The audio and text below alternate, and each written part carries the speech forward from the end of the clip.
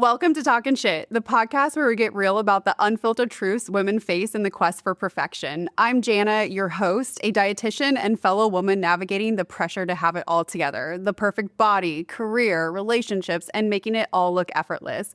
Who set that standard anyway? Here, we're calling out the diet fads, hustle culture, beauty standards, and everything else that keeps us feeling stuck. But we're not just venting, we're diving into how to break free and rewrite the rules on your terms. So, grab a coffee or a glass of wine and let's talk some shit. Together, we'll uncover how to live a life that's unapologetically yours. This is Talkin' Shit. Let's dive in.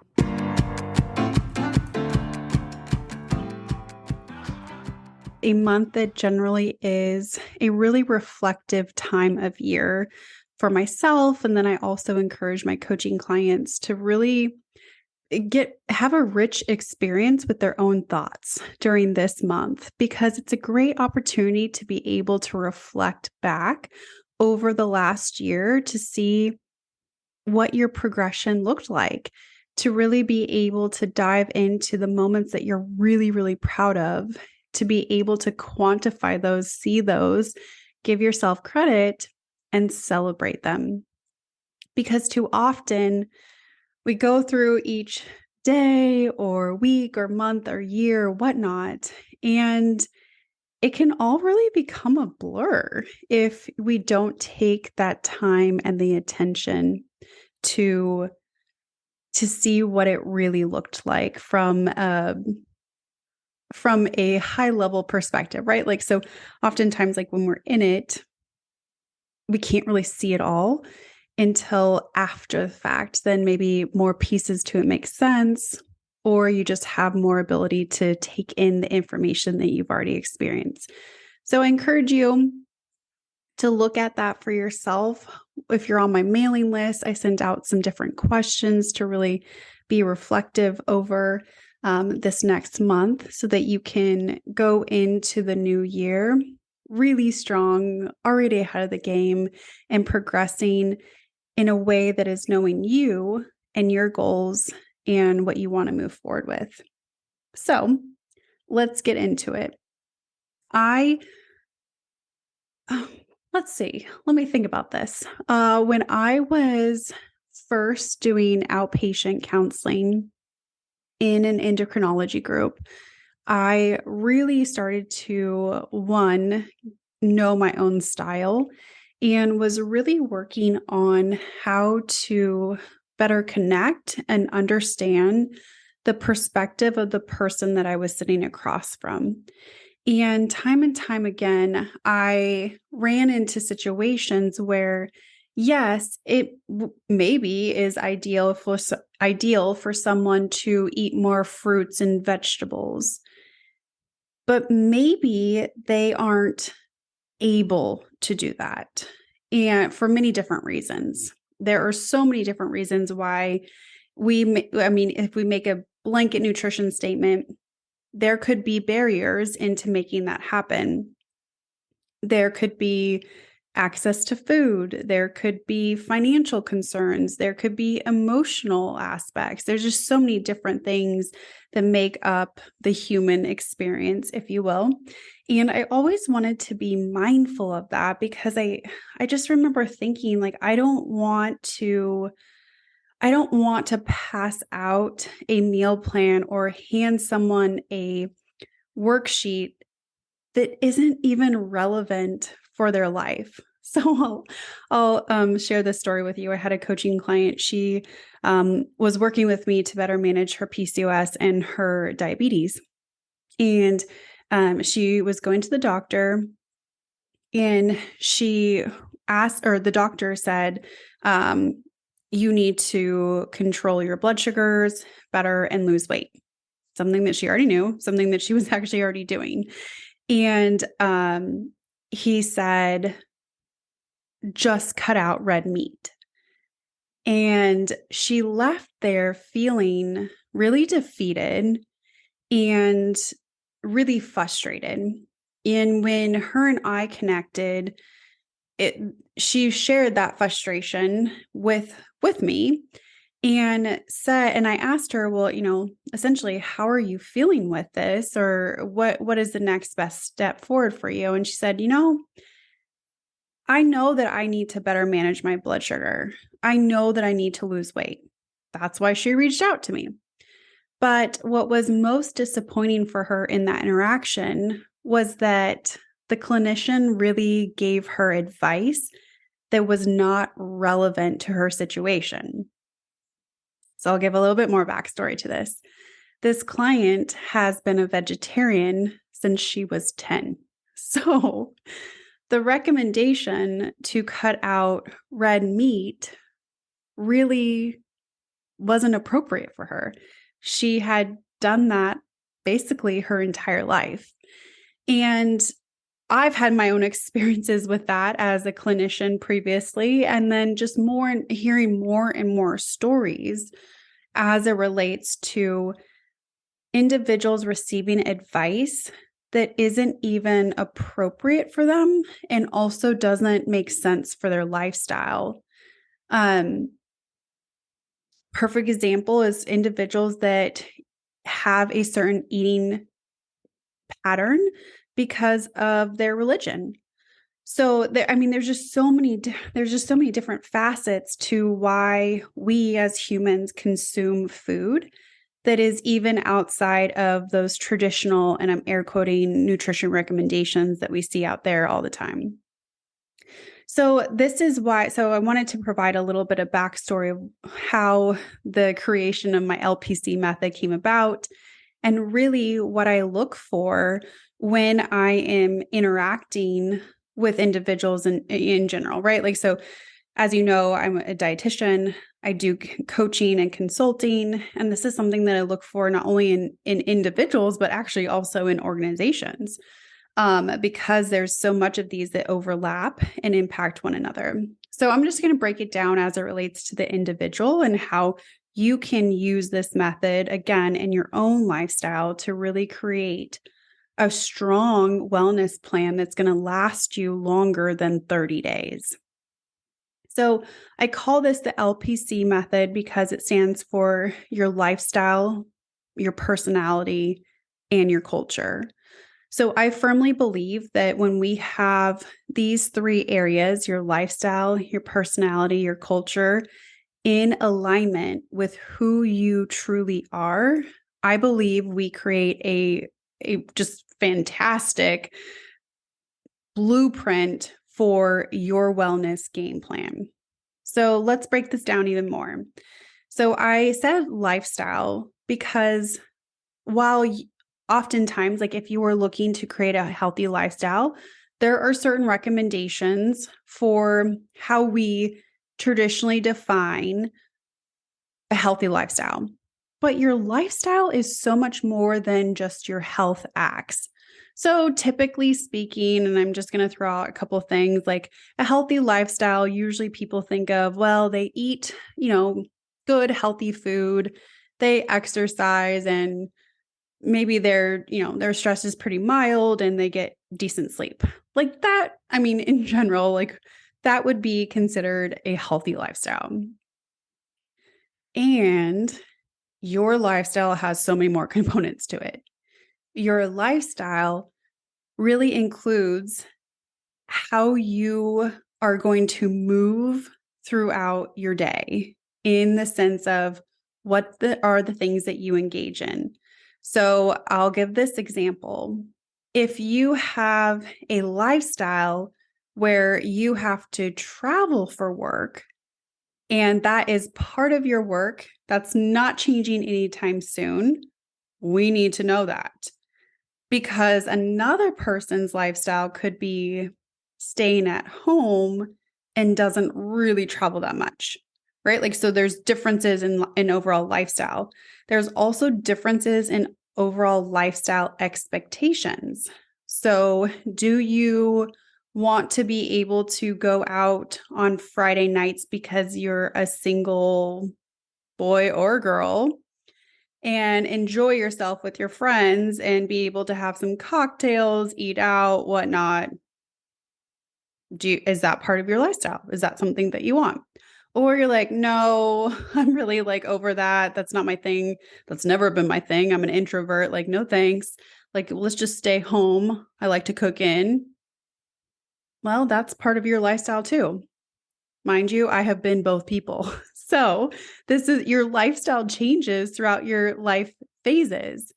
We used to have something in my family where every Friday night would be the night where everyone gets together. We all go out to eat. And we had a favorite Mexican restaurant in Merced. We would go to that Mexican restaurant and we would have or we would have dinner together as a family, no matter what. Like that was the thing. And so if we take a look at that, like, do you have that thing too? Like, do you go out to dinner on Friday nights? Do you go out to brunch on Sundays after church? Like, literally, what is your lifestyle and what are the components of that that you want to keep because they're really important to you, or that we maybe need to shift because they're not as important to you and they gradually rolled into your lifestyle. You're not really sure how they got there, right? Like that's our opportunity to really get curious, really start seeing like, do I want to bring this into my next phase of my lifestyle? Or is that something that I can change and shift? We want to know these answers and in who you want to ultimately be, right? So that is part of the lifestyle aspect. So there's many, many more things that you can dive into, such as your work routine, right? Like, so I mentioned, like, if you travel for work, that's going to look different than someone that's going to be able to be home throughout the week. But how about this? If you are active and your job requires that you're on your feet, 8 hours plus a day, that's going to be very different than someone that is working from home at a computer. There's a difference in your lifestyle. Again, we need to know these factors because your plan is going to look very, very different than the person. So a person that is work from home and doesn't get many steps in for the day, their wellness plan is going to have different features in it than someone that is constantly on their feet, constantly moving throughout the day. No one plan is better than the other. We're really creating the plan to fit you, the individual. Then we go into P, where we really look at your personality. Your personality plays a huge role in how you engage in your healthy habits. Are you a person so typically, like we say, like type A or type B personalities? Type A personality would really be more, they need a schedule. They really are by the time. They usually have agendas. They like to plan out things. Things are a little bit more tight-knit, if you will. Versus someone with a type B personality would be a little bit more flexible, or they don't need to have everything planned out. They kind of go like live in the moment. And it's really hard to have say your workout on the calendar because you just don't feel like it for that time. And so you shift it, right? Like there's so many different aspects of someone's personality that impact ultimately how they're going to achieve the goals that they set for themselves and the results that they're going to get. Another one, actually, this was something that I shared with my trainer. From a personality perspective, I grew up in sports and was used to more of the rough aspect of sports and had experiences with coaches that were more direct, if you will. And it's more of like, you just get the job done and no mercy type philosophy. And I did not do well under that type of philosophy. I don't do well being yelled at. I don't like confrontation. I like everyone to like live in kumbaya. Like that would be wonderful. Does that happen? No. But if we're talking about our ideal, like, situations, that would be ideal for me.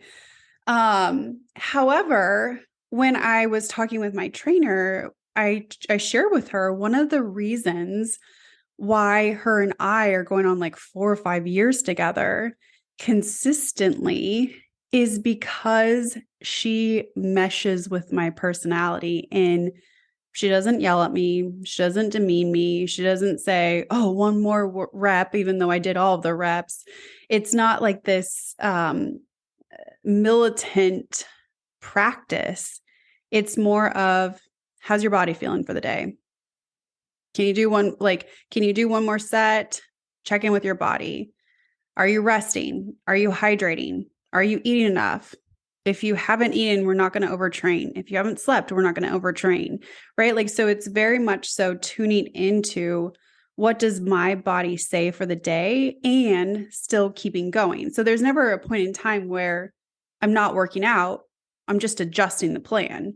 And so it's keeping the body in motion based on what the body is saying versus having to be the boss of the body and completely overriding the body. So very different approaches. Some people need the more like screaming and the boot camp and all of that stuff. Some people need that. If that's you, go for it because that's going to work for you. If it's not you, you don't have to go for it. You have to find what is you. So if you need more of that gentle approach, cool, right? Like that's who you are. There's nothing wrong with that. Just know who you are. Like, that's really, man, if I could just pause there, just know who you are is the biggest part of your success plan. It's not trying to like rationalize BS or excuse your way into like, oh, I can do this. When you know deep down, if you were to gut check that, like I always say, these are gut check moments. Is that really you? Like, are you really going to be that person that wakes up at 5 a.m. when you have for your entire life always liked waking up at like 8 and then you can work later? Or like, right? Like some of these things that we try to do for ourselves, we're kind of just kidding ourselves. How can we be in the reality of your situation and still keep you progressing because we have all of this information of who you actually are, what you actually want to create, and how we're actually going to do that. Okay, so we've gone through lifestyle, we've gone through personality, and then culture. So the C stands for culture. And I wanted to read off a definition of culture because I thought it was so helpful, because culture is there's a much broader term of culture than I think most of us are educated on or think about just by default. So the definition of culture is the customs, arts, social institutions, and achievements of a particular nation, people, or other social group.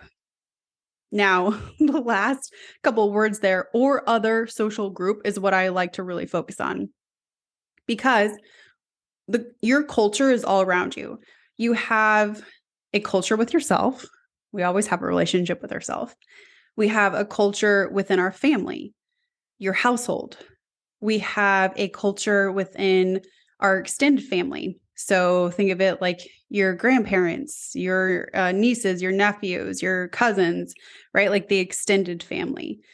You have the culture around you of your community. You have the culture in your state even, right? Like there's just differences state to state and within the communities. But I really like to focus on this because, well, this gets me really excited. It's connected to my thesis in graduate school was on social norms, and our culture, or the social norm, very much so drives the culture that we experience. And so I really like to dive into this because I'm located out of the Central Valley in California, and we have a different culture or social norm than Northern California or Southern California. We have different social norms and behaviors that impact us than anywhere else in this state. And they could say the same about us, right?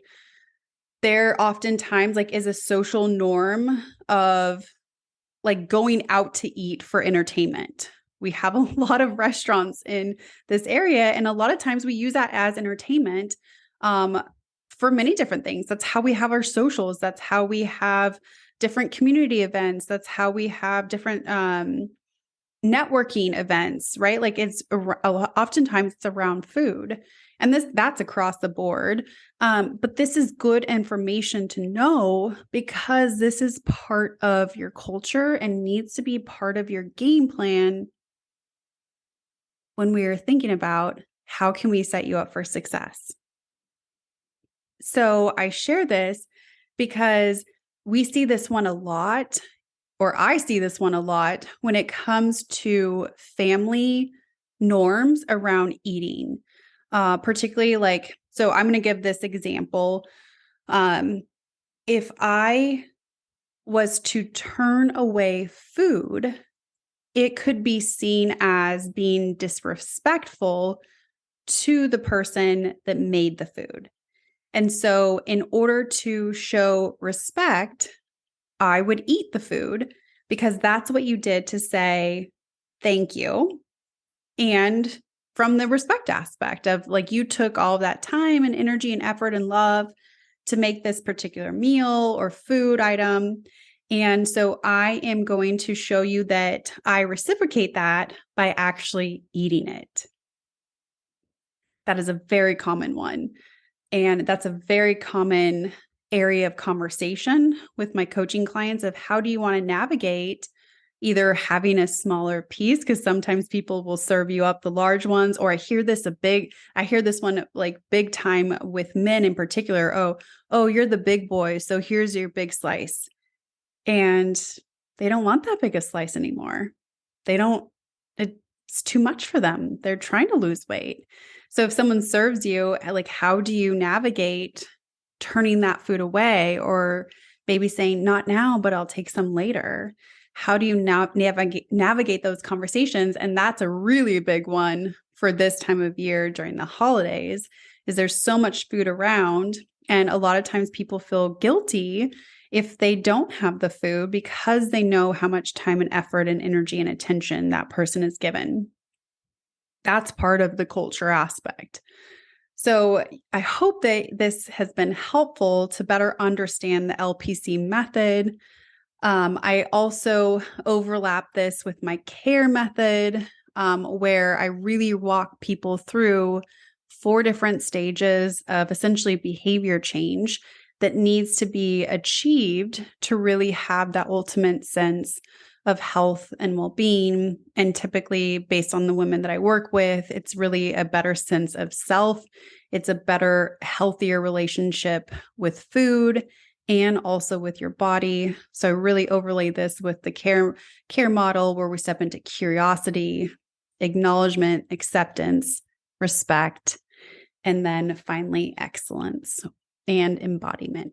So there's many different layers to really caring for yourself. And I hope that this was helpful. I hope that this really brought about maybe some different aspects that you can think of for yourself and how it may, hinder your progress or how it may accelerate your progress, right? Like, so all these different areas can also accelerate the results that you're receiving if we have the support around us in order to achieve that. All right. So I would love to hear which one stands out for you. Send me a message on Instagram or Facebook, or if you haven't done so already, join my mailing list. I would love to be able to connect with you there too. All right. Until next time. This has been Talkin' Shit. If you like this episode, please give it a thumbs up or leave a review on the Apple Podcast app. If you want more episodes, click that subscribe button. And if you want to learn more, visit healthwins.org. Talkin' Shit is produced and hosted by me, Jana. This production is also made possible by the Community Media Access Collaborative. Learn more at cmac.tv. See you next time.